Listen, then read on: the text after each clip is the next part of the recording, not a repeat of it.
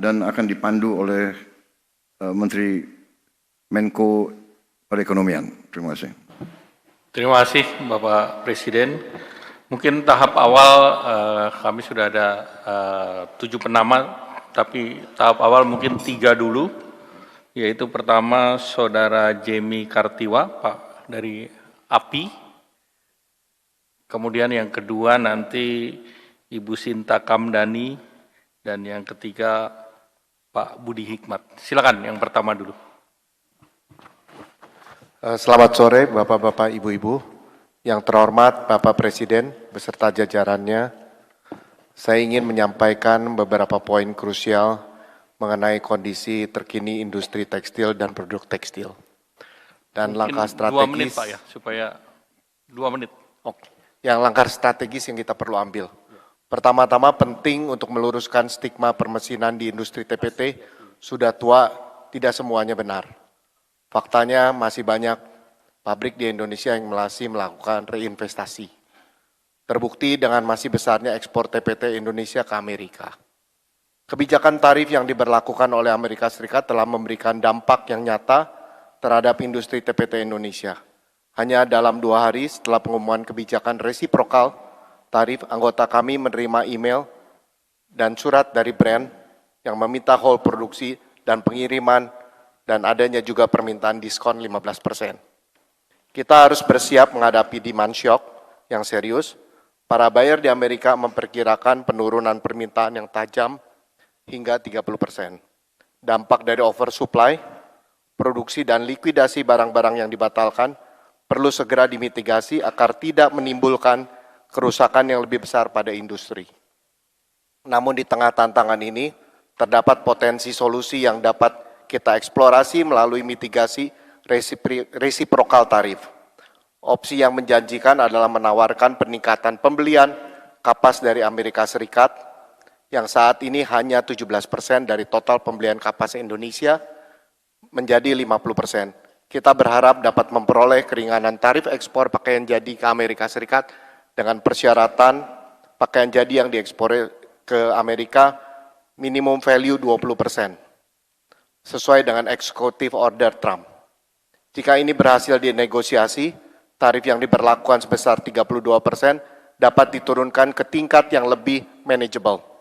Selain itu, untuk urgensi pengamanan pasar domestik dari limpahan barang dumping dari negara lain yang terdampak tarif Amerika Serikat, kita perlu segera memperbaiki regulasi yang masih memiliki celah.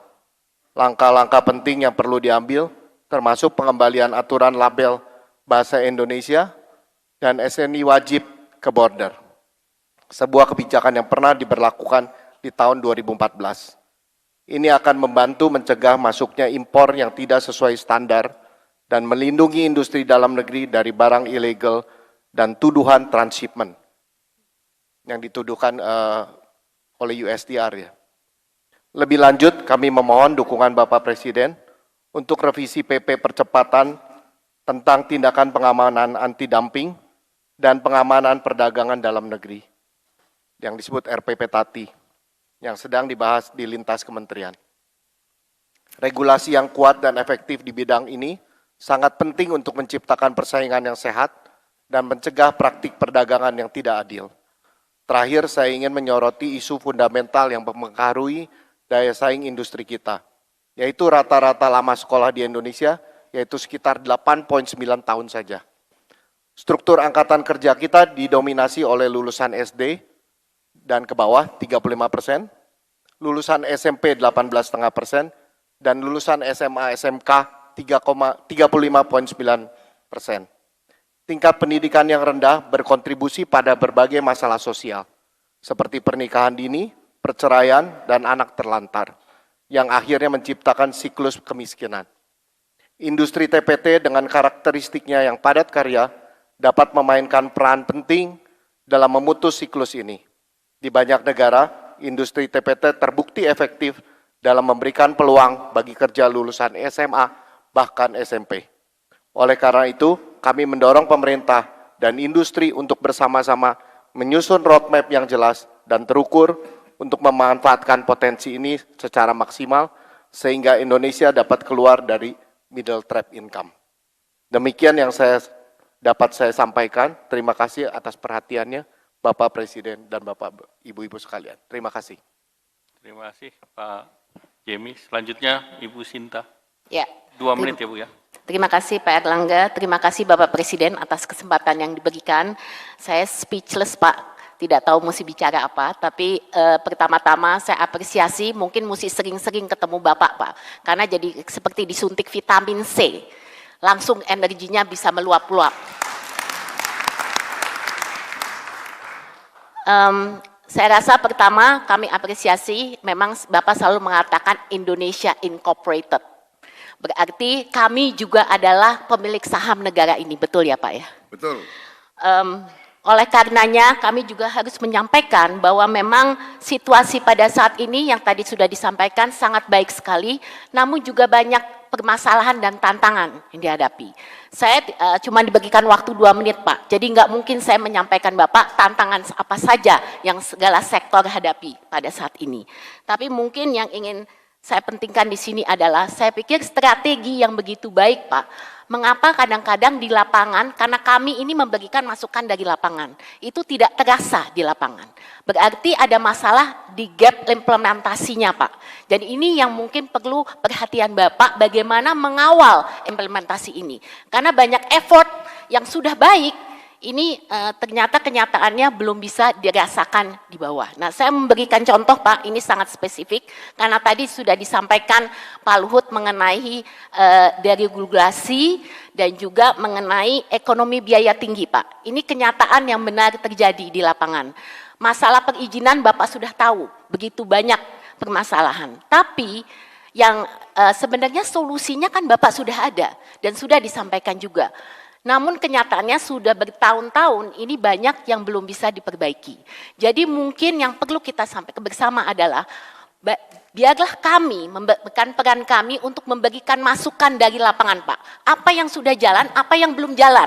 Sehingga secara berkala Bapak bisa tahu. Kalau tadi dikatakan banyak yang sudah baik, banyak juga yang masih belum baik. Dan memang kalau kita lihat di kondisi di lapangan pada saat ini, kami selalu datanya berdasarkan data dan fakta Pak. Kebetulan Apindo selalu memberikan roadmap perekonomian yang survei dunia usaha. Jadi dari data-data itu langsung Bapak bisa melihat apa saja yang belum bisa jalan. Ini saya pikir itu hal yang kedua, dan yang ketiga adalah mengenai action. Saya setuju banget Pak, apapun yang kita lakukan kita perlu action. Saya berikan contoh pada waktu Pak Menko sudah memanggil kami semua untuk bagaimana kita bisa mengantisipasi dampak dari tarif reciprocal AS, kami bisa melihat bahwa Presiden Trump ini hanya melihat he's a transaction man, Pak. Jadi dia hanya lihat deal. Jadi apa yang kami lakukan dari pelaku usaha swasta, kami langsung menghubungi mitra kami di Amerika untuk melihat. Karena Amerika itu jelas mau melihat bagaimana bisa menurunkan defisit. That's it, Pak. Tapi tidak mungkin pemerintah hanya mengatakan, oh kita mau menurunkan defisit dengan mengimport ini. Yang pasti Amerika mau tahu berapa yang kamu bisa import. Kapan mau diimportnya? Nah, oleh karena itu adalah salah satu tugas kami, Pak. Dari pelaku usaha swasta, ada beberapa memang komponen-komponen komoditas import, seperti contohnya tadi sudah kapas, kemudian ada juga jagung, ada juga wheat, gandum. Ini beberapa hal yang kami langsung berinteraksi dengan pelaku usaha di sana untuk bagaimana kita bisa meningkatkan import. Tapi kami mohon, Pak, bahwa ini bisa langsung diimport oleh industri. Jadi maksudnya tidak ada melalui pihak-pihak ketiga. Karena ini akan jelas langsung meng-cut beberapa permasalahan yang dihadapi. Kemudian yang terakhir Pak, yang ingin kami sampaikan, terakhir adalah bahwa pada prinsipnya di dalam kami melakukan deregulasi, itu sudah memang disampaikan hal-hal yang sangat penting. Nah, kita juga mesti melihat dari pasar Amerika ini, memang kita juga melihat secara positif bagaimana kita bisa bernegosiasi. Tapi dari sisi yang lain Pak, kita juga mesti berhati-hati. Jadi saya rasa dari sisi persiapan untuk berhati-hati ini juga penting, karena apapun Indonesia ini market yang besar Pak. Indonesia market yang besar. Jadi jelas pasti juga ada diversion. Makanya kita selalu tadi mengatakan anti dumping itu sangat penting. Karena kita juga mesti melindungi industri dalam negeri kita. Makanya Pak, saya rasa ini sangat penting untuk kita perhatikan bersama dan mohon izin Pak kalau boleh nanti masukan-masukan tertulis bisa kami sampaikan kepada Bapak. Terima kasih. Terima kasih Bu Sinta. 4 menit 60 detik. Ada alarmnya di sini. Selanjutnya kami persilakan ini dari investor Pak Budi Hikmat. Baik, 2 menit Pak Presiden. Terima kasih.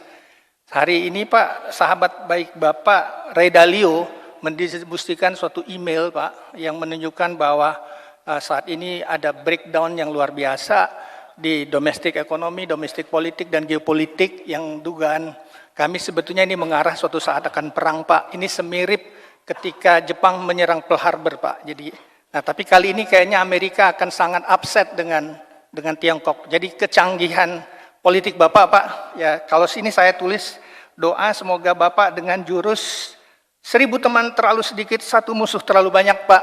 Mudah-mudahan kita bisa menavigasi geopolitik. Saya fund manager Pak, kalau tadi, hari ini saya menulis di Kompas, tapi dengan pertemuan hari ini ada 2 elemen yang udah clear, yaitu transform dan inform. Terima kasih, forum seperti ini harus dibikin.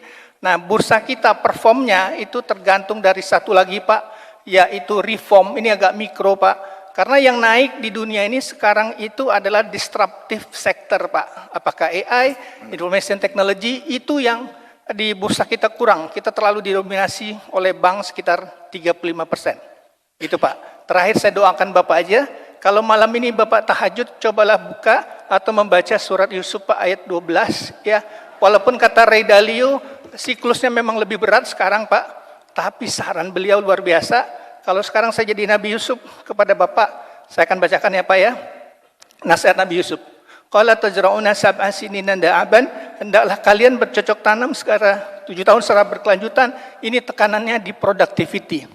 Fama hasadtum fazaruhu fi sumbulihi, apa yang kalian panen tetaplah pada tangkainya. Ini bukan cuma pengawetan Pak.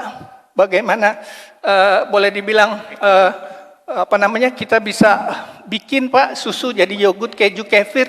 Ini reindustrialisasi yang menciptakan lapangan pekerjaan.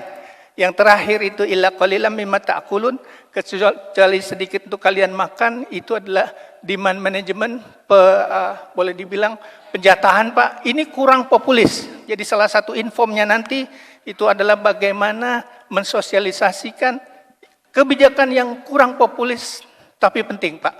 Dan hari ini saya dapat report bahwa bond market stabil thanks to Gubernur BI dan Menteri Keuangan Pak. Kalau equity market sih udah agak mereda Pak. Terima kasih Pak. Baik, saya tanggapi dan nanti kalau saya kurang dalam jawaban saya minta bantuan dari menteri-menteri. Yang pertama dari industri pertekstilan, terima kasih masukannya. Ya, saya benar-benar sadar pentingnya industri pertekstilan. Karena itu kita semua bertekad untuk melakukan apa yang bisa kita lakukan dari segi kebijakan untuk membantu industri pertekstilan. Kemarin kita sudah rapat, saya sudah panggil semua direktur utama Himbara, juga Gubernur BI hadir, Menko Perekonomian, Menteri Keuangan, dan kita sudah memberi pengarahan kepada Himbara bahwa industri padat karya seperti pertekstilan harus terus didukung. Tapi saya juga ingatkan semua analisa para ekonom secara nyata, realis, dan rasional, juga sebagaimana tadi para ekonom kita ya, Saudara Budi ya, Budi Hikmat ya, iya, Asset Management Bahana, benar sekali bahwa, dan juga Ibu Sinta ya, kita harus sadar bahwa domestic market kita sangat besar. Ya, domestik kita sangat besar. Jadi dengan pendekatan dan strategi ekonomi kita akan memberdayakan tadi desil yang paling bawah itu, yang paling bawah 1-2 ya, yang paling ekstrim, yang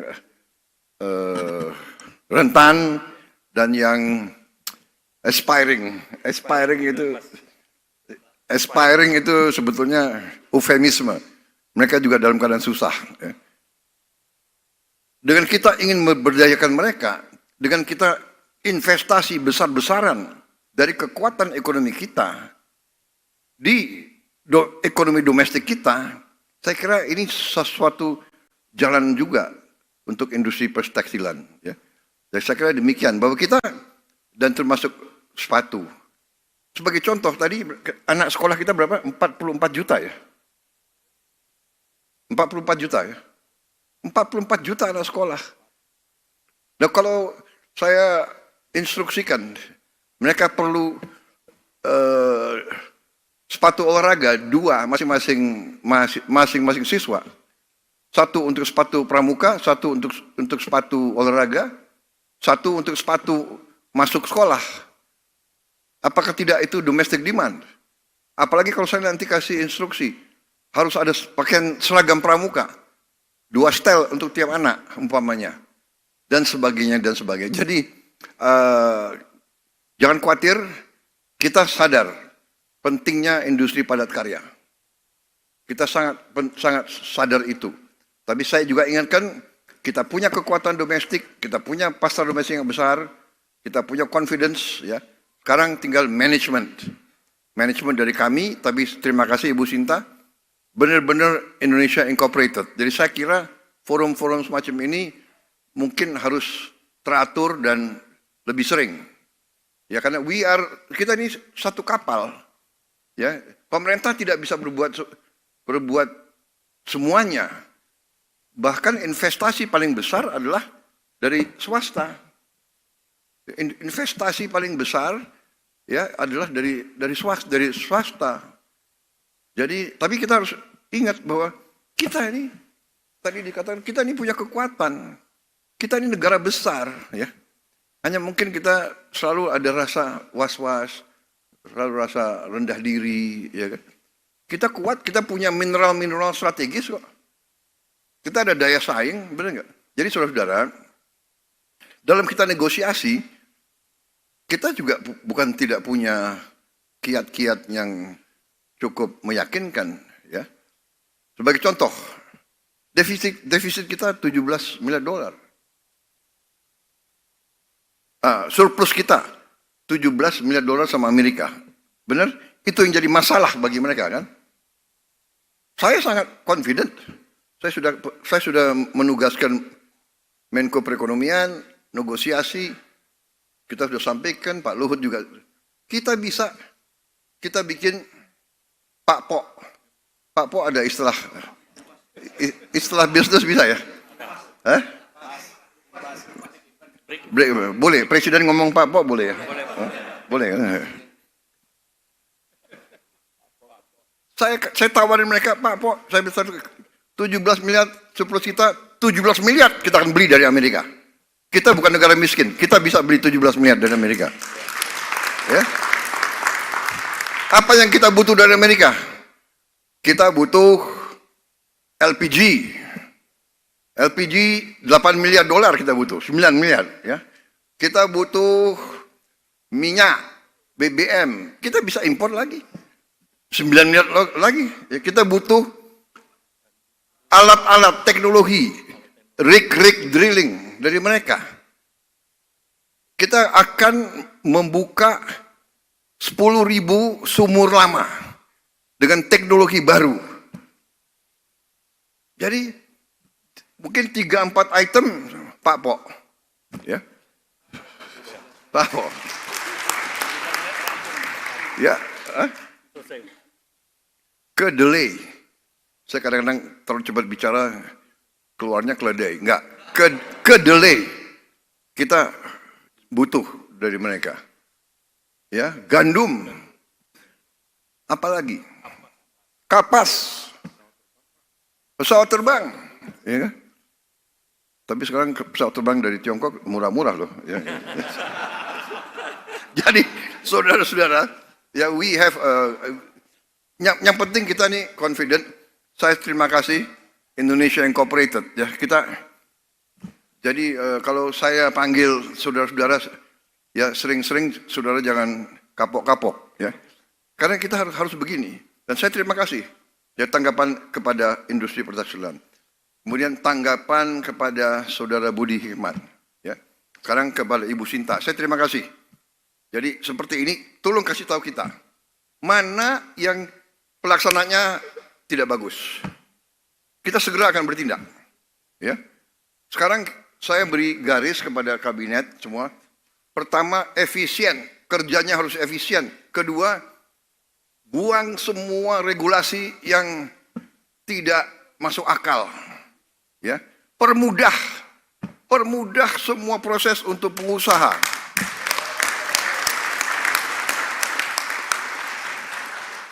Ini bagusnya presidenmu mantan pengusaha juga gitu loh. Ya. Bener loh. Saya tuh 25 tahun kan di luar kekuasaan. Saya pengusaha. Menghadap pejabat ini, gila, mantan Panglima datang ke Himbara, menghadap Bank Mandiri, bolak-balik, iya kan? Jadi benar, kita bersaing sama Vietnam, kita bersaing sama Bangladesh, kita bersaing sama Thailand, kita bersaing sama Malaysia. Kita nggak usah terlalu pinter. Kalau mereka lakukan sesuatu, kalau perlu nyontek. Nggak boleh nyontek di sekolah. Kalau dalam kehidupan nyontek itu boleh. Iya kan? Apa itu tadi? Kemarin ada satu Taipan ngomong ke saya. Dia punya ilmu. Dia bilang copy with pride. Nggak apa-apa. Kalau Vietnam berani apa? Pasang tarif 0%. Kita kenapa? Harus berani juga dong. Ya. Jadi perizinan saya minta ya menteri-menteri ya, jangan ragu-ragu. Saya minta demi rakyat. Kadang-kadang ya ini birokrat ini saya kasih peringatan ya. Ada aja ya, sudah dikeluarkan keputusan presiden, dia bikin lagi apa namanya peraturan teknis.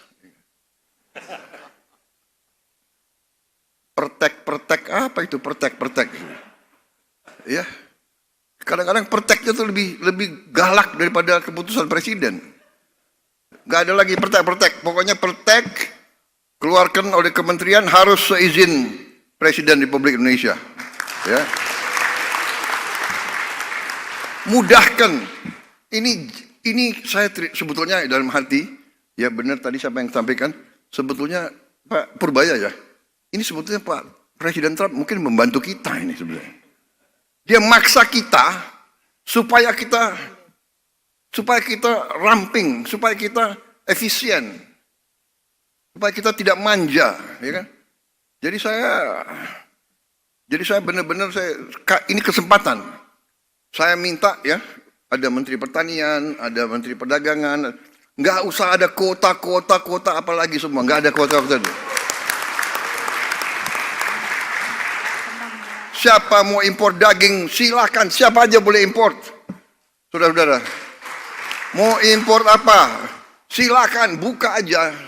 Rakyat kita juga pandai kok, ya kan? Jangan bikin kota-kota, habis itu perusahaan A, B, C yang hanya ditunjuk, hanya dia boleh impor. Enak aja. Iya kan? Udahlah, kita sudah lama jadi orang Indonesia. Udah jangan pakai praktek-praktek itu lagi gitu, ya. Karantina. Kalau negara kita negosiasi sama negara, kalau dia bisa karantina di negara dia sekian bulan, udah aja lah, nggak usah kita lama-lama lagi karantina, buka aja cepat itu semua.